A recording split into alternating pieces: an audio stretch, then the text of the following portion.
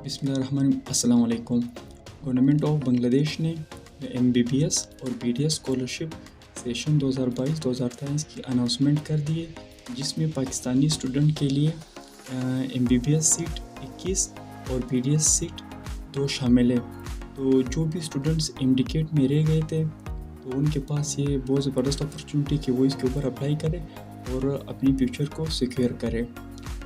Indicate में तो competition बहुत ज़्यादा था, तो सिर्फ इंडिकेट में जो इस साल अपेयर हुए थे स्टूडेंट्स, उसकी रेशो आप लोगों के सामने के 83,000 स्टूडेंट्स अपेयर हुए थे सिर्फ इंडिकेट में। और बाकी जो प्रोविंसेस थे, बलूचिस्तान, सिंध, और उन लोगों ने अलग ही टेस्ट कंडक्ट किया था। तो आप लोग अंदाज़ा लगा सकते हैं कि कितने स्टूडेंट्स ने अप्लाई किया हुआ था। तो अगर आपका MBBS का सीट नहीं हुआ है अभी, तो आप लोग इस अपॉर्चुनिटी को ले सकते हैं और इसके ऊपर अप्लाई कर सकते हैं। तो मैं इस वीडियो में आप लोगों को इंशाल्लाह इसकी कंप्लीट डिटेल, एलिजिबिलिटी क्राइटेरिया क्या है, कौन कौन इसके लिए अप्लाई कर सकते हैं, इसकी डॉक्यूमेंट रिक्वायरमेंट क्या है, कौन कौन से डॉक्यूमेंट रिक्वायर्ड होंगे अप्लाई करने के टाइम, और आप लोगों ने अप्लाई ऑनलाइन एप्लीकेशन किस तरह सबमिट करनी है, तो टोटल इंशाल्लाह इस वीडियो में डिस्कस करते हैं। सबसे पहले इसकी एडवर्टाइजमेंट की तरफ चलते हैं। इसकी एडवर्टाइजमेंट कब अनाउंस हुई थी, यहाँ पे आप लोगों को नज़र आ रहा है कि इसकी नोटिफिकेशन जो जारी हुआ था वो 9 फरवरी 2023 को जारी हुआ था। यहाँ पे नोटिफिकेशन का नंबर है और यहाँ पे आप लोगों के पास शो हो रहा है कि MBBS और BDS admission circular for foreign students session 2022-2023। यहाँ पे आप लोगों के पास नंबर 1 जो पैराग्राफ इसमें ये शो हो रहा है कि इसमें जो फॉरेन स्टूडेंट्स हैं उनके लिए जो टोटल सीट है वो 216 सीट है, reserve for the foreign student, जो भी बाहर की कंट्रीज़ है बांग्लादेश के अलावा। तो इसमें जो 117 सीटें वो एलोकेटेड है फॉर देयर कंट्रीज़। वो कंट्रीज़ है जिसमें इंडिया, पाकिस्तान, नेपाल, श्रीलंका, भूटान, मालदीव्स एंड अफगानिस्तान इसमें आते हैं। इसी तरह जो हमारे पास यूरोपियन कंट्रीज़ है उनकी भी कुछ कॉरपोरेशन होते हैं, जिस तरह नेटो और डिफरेंट और भी कॉरपोरेशन होते हैं। तो ये भी उसी तरह एक कॉरपोरेशन है जो एशिया का है और जिसमें ये कंट्रीज़ इंक्लूड है। इसी तरह जो 99 सीट्स है वो नॉन साउथ कंट्रीज़ के लिए एलोकेटेड है, जो बांग्लादेश गवर्नमेंट स्कॉलरशिप प्रोग्राम है इसमें। तो इसमें जो डिफरेंट कंट्रीज़ है वो जो ये 7 कंट्रीज़ है वो इसमें नहीं आती। तो ये जो 99 सीट है ये उन स्टूडेंट्स के लिए। तो इसमें यहाँ पे आप लोगों को पाकिस्तान शो हो रहा है सेकेंड नंबर पे। तो इसमें जो 21 सीट्स है वो MBBS की है और जो 2 सीट्स है वो BDS की है। तो ये पाकिस्तान स्टूडेंट्स के लिए ये अपॉर्चुनिटी है कि 21 MBBS सीट्स है और 2 BDS सीट है। 2 BDS सीट इस वजह से क्योंकि बांग्लादेश में जो BDS है उसकी जो कंपटीशन है वो बहुत ज़्यादा है, तो वहाँ पे जो स्कोप है वो BDS का बहुत ज़्यादा है। इस वजह से BDS की जो सीट्स है वो कम है। यहाँ पे आप लोगों को दिख भी रहा है कि जितनी भी MBBS की सीट है वो ज़्यादा है हर कंट्री में, लेकिन BDS की जो सीट है वो कम है। तो वो इस वजह से कम है कि वहाँ पे जो कंपटीशन है या जो वहाँ पे स्कोप है वो BDS का ज़्यादा है। तो उन लोगों ने ये अपने स्टूडेंट्स के लिए ज़्यादा रखा हुआ है और बाहर के कंट्रीज़ के लिए उन लोगों ने MBBS ही ज़्यादा दिया हुआ है।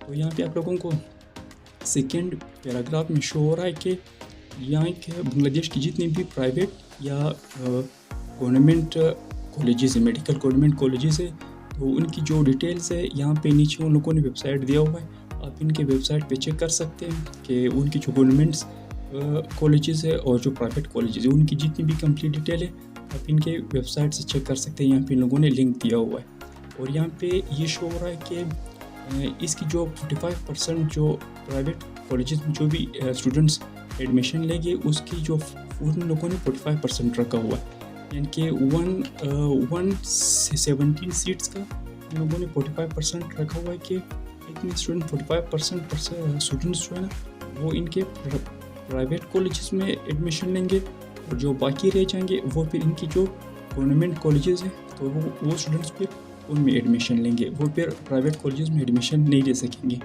यहाँ पे जो इनकी क्राइटेरिया है या जो प्रोसीजर है एप्लीकेशन का वो भी इनकी वेबसाइट पे मौजूद है। आप लोग वहाँ से भी चेक कर सकते हैं कि अगर आप लोगों ने देखना है तो आप लोग इनकी वेबसाइट से भी चेक कर सकते हैं।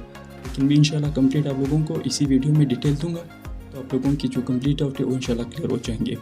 तो यहाँ पे नंबर 4 पे आप लोगों को दिख रहा है कि जो भी इंटरेस्टेड कैंडिडेट्स है और वो अप्लाई करना चाहते हैं तो वो इस वेबसाइट को विज़िट करें और यहाँ से अपनी ऑनलाइन एप्लीकेशन सबमिट करें।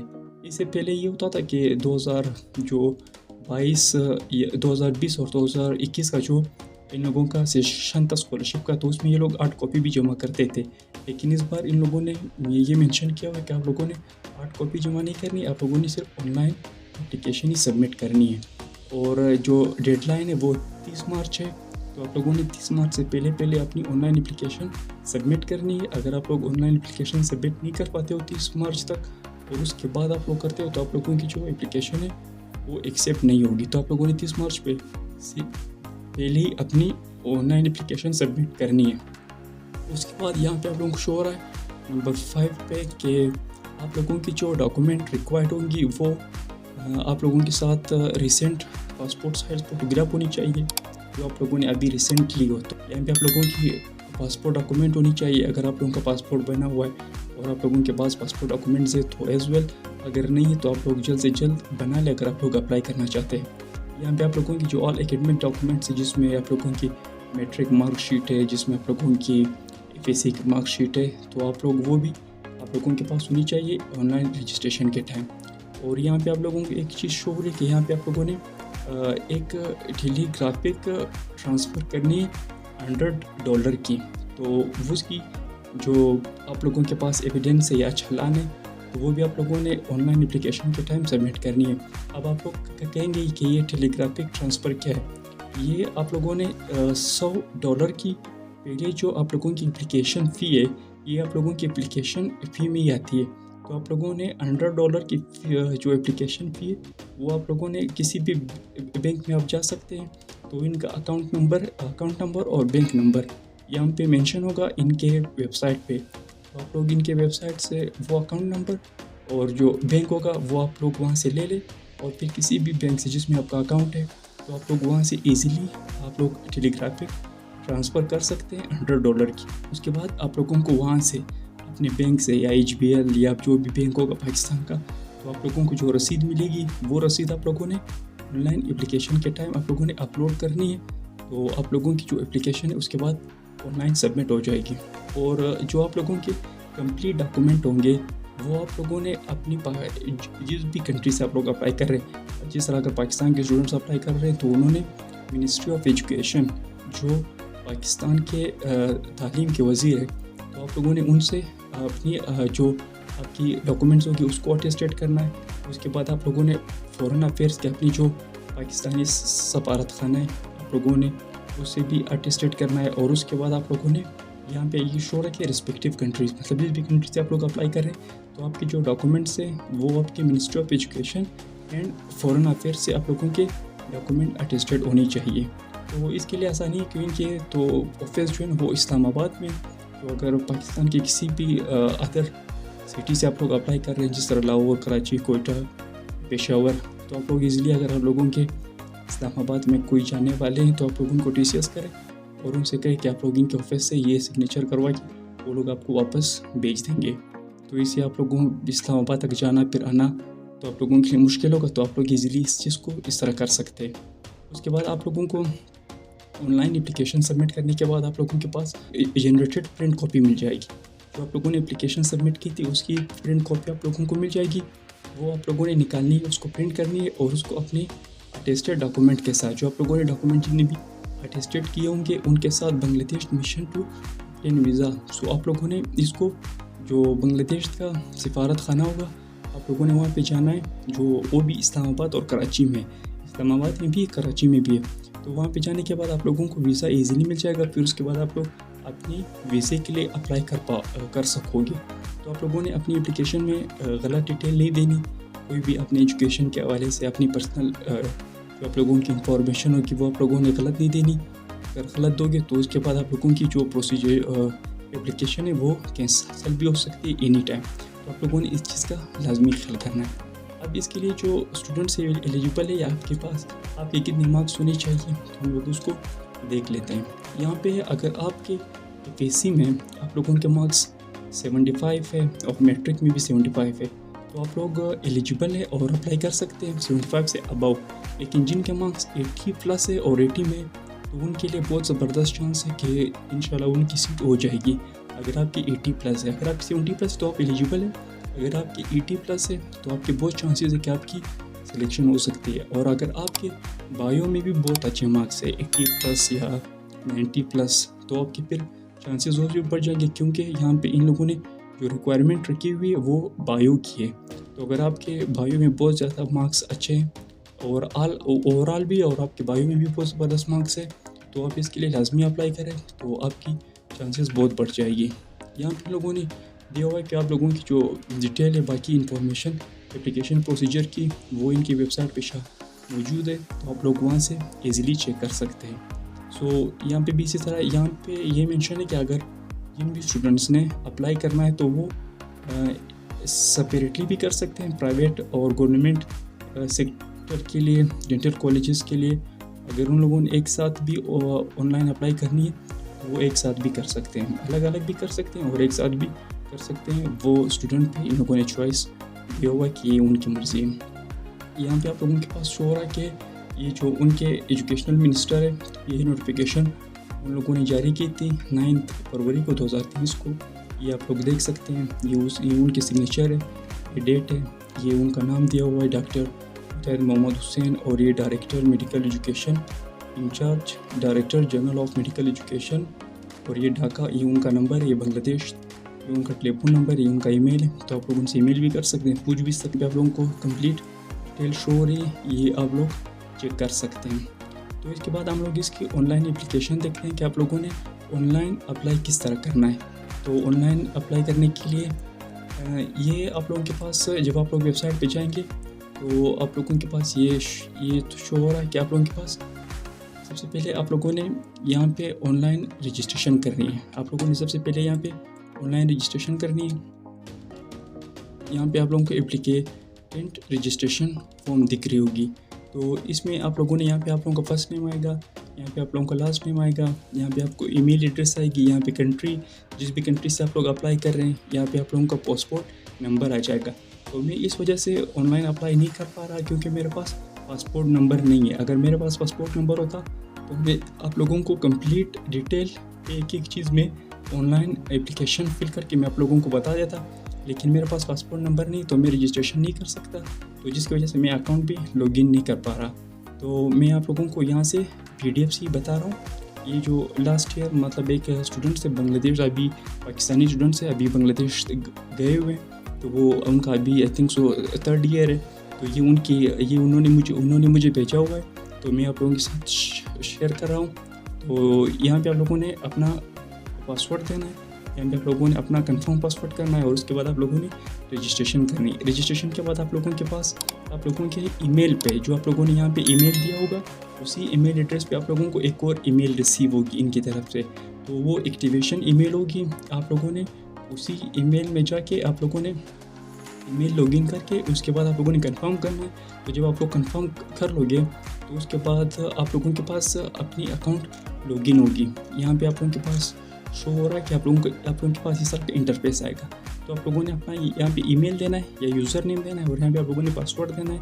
उसके बाद आप लोगों ने अपनी अकाउंट जो है ना वो लॉगिन करनी है। तो अकाउंट लॉगिन करने के बाद ही आप लोगों ने अपनी कंप्लीट डिटेल देनी है, वो भी अब मैं आप लोगों को समझाता हूँ। लेकिन यहाँ पे एक इशू है कि यहाँ पे जो इन लोगों ने रेड टेल लगाए हुए हैं कि अगर इसमें कोई इशू आ रहा है तो ये जो है ना, ये सिस्टम ये आप लोगों ने फिल करने हैं, ये इम्पोर्टेंट है।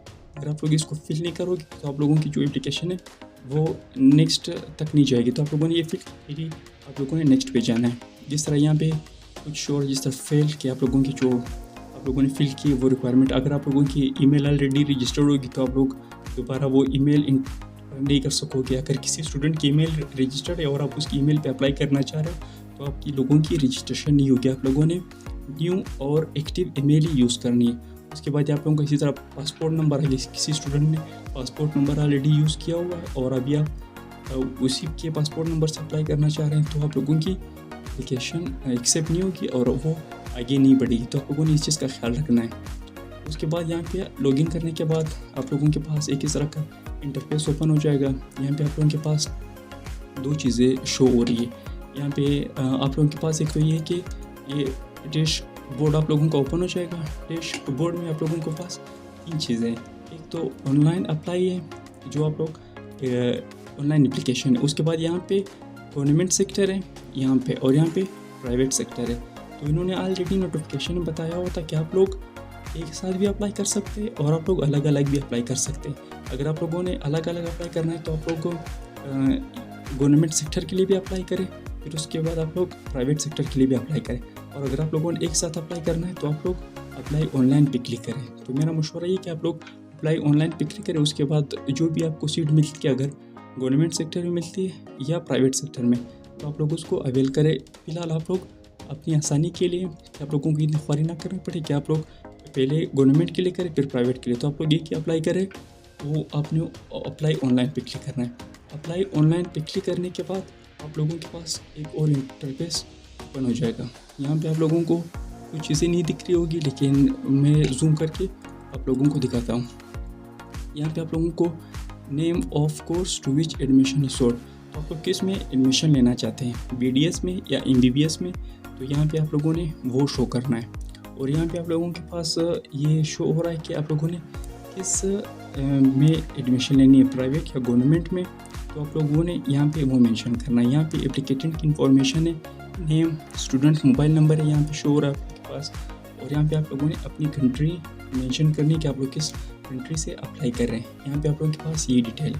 उसके बाद यहाँ पे भी आप लोगों के पास दिया हुआ है कि आप लोगों ने किस तरह इसको सबमिट करना है, तो आप लोगों ने ये भी देख लेना है। यहाँ पे आप लोगों के पास कंप्लीट टोटल डिटेल शो हो रही है, जिस तरह नेम, स्टूडेंट ईमेल आप लोगों ने किस तरह देना है, स्टूडेंट मोबाइल नंबर, तो जो ऊपर दिए हुए थे ये यहाँ पे इन लोगों ने मेंशन किया हुआ है। तो उसके बाद यहाँ पे नीचे आप लोगों के पास जिस तरह ये आप लोगों के पास शो हो रहा है, dear Sanjeet, the status of your application MBBS course is been changed. तो ये आप लोगों के पास कंप्लीट डिटेल नीचे शो हो रही होगी, तो आप लोगों ने साथ साथ देखते रहना है। यहाँ पे आप लोगों के पास नेक्स्ट पोर्शन में आप लोगों के पास जो भी स्टूडेंट होंगे जो बाहर कंट्री से अप्लाई कर रहे होंगे, तो आप लोगों ने यहाँ पे उसकी कंप्लीट डिटेल देनी है। जिस तरह स्टूडेंट नेम हो गया, यहाँ पे आप लोगों का ईमेल आ गया, यहाँ पे आप लोग किस कंट्री से आप लोगों ने कंट्री देनी है, यहाँ पे आप लोगों ने कौन से गवर्नमेंट सेक्टर में अप्लाई करना है या प्राइवेट में, तो यहाँ पे आप लोगों ने वो मेंशन करना है। यहाँ पे आप लोगों ने किस कोर्स में एडमिशन लेनी है, MBBS में या BDS में, तो आप लोगों ने यहाँ पे वो मेंशन करना है, जो ऑलरेडी आप लोगों ने ऊपर भी इसकी डिटेल दी हुई थी। इसके बाद आप लोगों के पास एक और इंटरफेस ओपन हो जाएगा। यहाँ पे आप लोग के पास ये शो हो रहा है, तो आप लोगों ने यहाँ पे अपनी मैट्रिक की डिटेल देनी है, जो आप लोगों की मैट्रिक की जितनी भी कंप्लीट डिटेल है आप लोगों ने यहाँ पे वो मेंशन करनी है। यहाँ पे आप लोगों ने लैंग्वेज मेंशन करना है कि आप लोग किस लैंग्वेज में बात कर सकते हैं, रीड किस तरह लैंग्वेज में आप लोग कर सकते हैं, और आप लोग किस लैंग्वेज में राइटिंग कर सकते हैं। तो आप लोगों ने कंप्लीट डिटेल यहाँ पे देनी, तो आप लोग ऑफकोर्सली इंग्लिश ही सिलेक्ट करोगे क्योंकि वहाँ पे तो बंगाली और यहाँ पे उर्दू है, तो आप लोगों ने इंग्लिश ही सिलेक्ट करनी जो इंटरनेशनल लैंग्वेज है, तो आप लोग इंग्लिश सेलेक्ट कर सकते हो। उसके बाद यहाँ पे आप लोगों ने अपनी यहाँ पे भी मैट्रिक की आप लोगों ने डिटेल देनी है। यहाँ पे आप लोगों की FSC की जितनी भी एजुकेशनल डिटेल है वो आप लोगों ने यहाँ पे मेंशन करनी है। उसके बाद यहाँ पे आप लोगों ने अपनी पेमेंट इन्फॉर्मेशन देनी है। उसके बाद यहाँ पे आप लोगों ने पेमेंट इन्फॉर्मेशन देनी है, जो टेलीग्राफ ट्रांसफ़र आप लोगों ने किया था, तो यहाँ पे आप लोगों ने उसकी इंफॉर्मेशन देनी है। और उसके बाद यहाँ पे आप लोगों ने सबमिट करना है, जो आप लोगों के पास स्लिप होगा या रसीद होगा जो आप लोगों को मिल जाएगा वहाँ से, HBL बैंक से, अलाइड बैंक से, नेशनल बैंक से, जिस भी बैंक से आप लोग ट्रांसफ़र करोगे तो वहाँ से आप लोगों को जो रसीद मिलेगी वो आप लोगों ने यहाँ पे अपलोड करनी है। उसके बाद यहाँ पे आप लोगों के पास शो हो रहा है कि एप्लीकेटेंट पिक्चर अपलोड, या फिर आप लोगों ने अपनी पिक्चर अपलोड करनी है। उसके बाद यहाँ पे आप लोगों ने अपनी सिग्नेचर की तस्वीर लेके उसके बाद उसको अपलोड करना है। यहाँ पे आप लोगों ने अपनी एप्लीकेटेंट की जो पासपोर्ट होगा आप लोगों ने वो अपलोड करना है, जो आप लोग बना लोगे। यहाँ पे आप लोगों ने जो आप लोगों के पास रसीद थी पेमेंट की, यहाँ पे आप लोगों ने वो अपलोड करनी है। यहाँ पे आप लोगों ने अपनी सर्टिफिकेट अपलोड करनी है, जितने भी आपके वो थे मार्कशीट थे, O level, different grading system और डिफरेंट सर्टिफिकेट्स अपलोडेड, तो आप लोगों की यहाँ पे जो एजुकेशनल सर्टिफिकेट है आप लोगों ने यहाँ पे वो अपलोड करनी है। उसके बाद यहाँ पे आप लोगों ने डिक्लेरेशन पे क्लिक करना है, तो with in next 24 hours only, ठीक है। तो आप लोगों की एप्लीकेशन है वो आप 24 आवर्स के अंदर आप लोग उसमें अगर आप लोगों ने कोई चेंजिंग करनी है, आप लोगों से कोई मिस्टेक हुआ है, तो आप लोग 24 आवर्स के अंदर उसको चेंज कर सकते हैं। अगर आप लोग 24 आवर्स के अंदर नहीं करोगे और आप लोगों की एप्लीकेशन सबमिट हो जाएगी, तो फिर आप लोगों के लिए इम्पॉसिबल होगा कि आप लोग उसमें ऑनलाइन आप लोग उसमें चेंजेस कर पाओ। तो आप लोगों ने 24 आवर्स के अंदर ही उसमें चेंजेस करनी है। और उसके बाद यहाँ पे आप लोगों को शो हो रहा है कि डिक्लेरेशन, कि आप लोगों ने डिक्लेयर करना है कि आप लोगों ने जो भी डॉक्यूमेंट्स दिए हुए हैं वो सही है और उसमें कोई ऐसी मतलब मिस यूज़ नहीं हुआ है, और उसमें जो कंप्लीट डिटेल है वो आप लोगों ने ठीक दी है, उसमें कोई गलती नहीं है। तो यहाँ पे आप लोगों ने डिक्लेरेशन पे क्लिक करना है। डिक्लेरेशन पे क्लिक करने के बाद ये वापस आप लोगों के पास रिपीट हुआ है। जो ऊपर आप लोगों ने डॉक्यूमेंट्स अपलोड किए थे, यहाँ पे आप लोगों के पास वापस रिपीट हुआ है। तो यहाँ पे भी आप लोगों ने अपलोड करना है और उसके बाद आप लोगों ने सबमिट पे क्लिक करना है। सबमिट पे क्लिक करने के बाद आप लोगों की एप्लीकेशन सबमिट हो जाएगी और आप लोगों के पास एक ईमेल आ जाएगा। आप लोगों की ईमेल पे जो आप लोगों ने ईमेल सबमिट की थी वहाँ पे, तो आप लोगों ने अपने ईमेल पे जाना है और वहाँ से आप लोगों ने जब ईमेल पे क्लिक कर लोगे, तो आप लोग जब अपने ईमेल पे जाओगे तो आप लोगों के पास ईमेल आया होगा, तो आप लोगों ने उस ईमेल पे क्लिक करना है। तो उसके बाद आप लोगों के पास इस तरह का इंटरफेस शो हो रहा होगा। तो ये आप लोगों के पास यहाँ पे मेंशन हो कि प्रिंट दिस पेज। तो जो आपकी कंप्लीट एप्लीकेशन होगी वो आप लोगों के पास आ जाएगी प्रिंट फॉर्म में। तो उसके बाद आप लोगों ने इसके साथ अपने कंप्लीट डॉक्यूमेंट्स अटैच करने, जो भी इन्होंने बताए हुए थे डॉक्यूमेंट्स रिक्वायरमेंट, इस तरह मैंने कंप्लीट एक्सप्लेन किए थे। तो आप लोगों ने अपने डॉक्यूमेंट इसके साथ अटैच करने और उसके बाद आप लोगों ने इनकी 3 कॉपीज़ बनानी है। आप लोगों ने इसकी 3 कॉपीज़ बनानी है। जब भी आप लोगों को ज़रूरत होंगी डिफरेंट जगह पे, तो आप लोगों ने वहाँ पे सबमिट करने हैं। आई थिंक सो एक तो आप लोगों को पाकिस्तानी जो सफारत खाना है वहाँ पे आप लोगों ने एक जमा करना है, एक जो बांग्लादेश का सफारत खाना है एक आप लोगों को वहाँ पे जमा करना होगा, और एक आप जब जाओगे बांग्लादेश इंशाल्लाह जब आप लोगों की एडमिशन प्रोसेस होगा तो एक आप लोगों ने वहाँ पे जमा करना होगा। तो आप लोग ऑलरेडी इसकी 3 कॉपीज़ बना ले, 3 सेट बना ले अपनी डॉक्यूमेंट्स की और उसको रख ले। जब भी जहाँ भी ज़रूरत हो तो आप लोग वहाँ पे इजीली जमा कर सकें। इंशाल्लाह अपकमिंग डेज़ में या वीक में मैं वहाँ पे जो स्टूडेंट्स हैं जो ऑलरेडी वहाँ पे पढ़ रहे हैं और पाकिस्तान से इसी स्कॉलरशिप पे गए हुए हैं, तो मैं अगर उनसे ऑनलाइन या तो मैं उनसे ऑनलाइन सेशन कर लूँगा, या अगर नहीं था तो आप लोगों के जितने भी क्वेश्चन है रिलेटेड टू स्कॉलरशिप तो आप लोग मुझे ईमेल कर सकते हैं, या मैं नीचे डिस्क्रिप्शन में ईमेल दे दूँगा, तो आप लोग मुझे ईमेल भी कर सकते हैं। आप लोग कमेंट में भी बता सकते हैं कि आप लोगों की जो भी क्वेश्चन है वहाँ से रिलेटेड, एडमिशन से, वहाँ के हॉस्टल से, रिहाइश से, खाने पीने से, जो भी क्वेश्चन होंगे आप लोगों की स्टडी के हवाले से, तो आप लोग मुझे ईमेल भी कर सकते हैं और कमेंट में भी बता सकते हैं। उसके बाद मैं इंशाल्लाह उनसे ये क्वेश्चन डिस्कस करूँगा और आप लोगों को फर्दर इंशाल्लाह मैं आप लोगों को आगाह करूँगा। उम्मीद है वीडियो आप लोगों को पसंद आई होगी। स्कॉलरशिप और जॉब से रिलेटेड मज़ीद वीडियोज़ देखने के लिए चैनल को सब्सक्राइब करें। नेक्स्ट वीडियो तक मुझे दीजिए इजाज़त। अल्लाह हाफ़िज़।